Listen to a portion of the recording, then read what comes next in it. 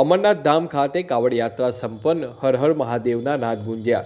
પવિત્ર શ્રાવણ માસના પ્રથમ સોમવારે માણસા તાલુકાના અમરનાથ ધામ ખાતે બપોરે 12 વાગે કાવડ યાત્રા સંપન્ન થઈ હતી.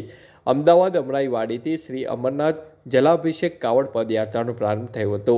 આ વર્ષે 11મી કાવડ પદયાત્રામાં 4000થી વધુ કાવડિયાઓ કાવડ લઈ એક સરખા ભગવા વસ્ત્રો અંકીકરણ કરી 55 કિલોમીટરની પદયાત્રામાં જોડાયા હતા. તેઓ અમરનાથ ધામમાં આવેલા દ્વાદશ જ્યોતિર્લિંગ ઉપર જલાભિષેક કરી ધન્યતા અનુભવી હતી. અમદાવાદથી ચાલુ વરસાદમાં ખુલ્લા પગે 55 કિલોમીટરની પદયાત્રા કાવડિયાઓ દ્વારા કરાઈ હતી. કાવડ યાત્રાનું મહત્વનું આકર્ષણ હતું 20 ફૂટ લાંબુ કાવડ, જેમાં 12 કળશ લગાવી હતી. આ કવાડને 10 કાવડિયાઓ દ્વારા પદયાત્રા કરાવી હતી.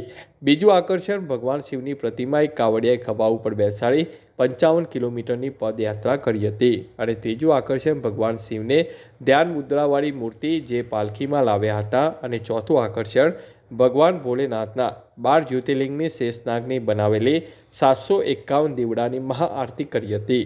કાવડ યાત્રા અમરનાથ ધામ ખાતે આવ્યા બાદ સમગ્ર પંથક હર હર મહાદેવના નાદથી ગુંજી ઉઠ્યો હતો. અને ભવ્ય મહાઆરતી પણ ભગવાનની કરવામાં આવી હતી, તેમ દીપકભાઈ પટેલ દ્વારા જણાવ્યું હતું.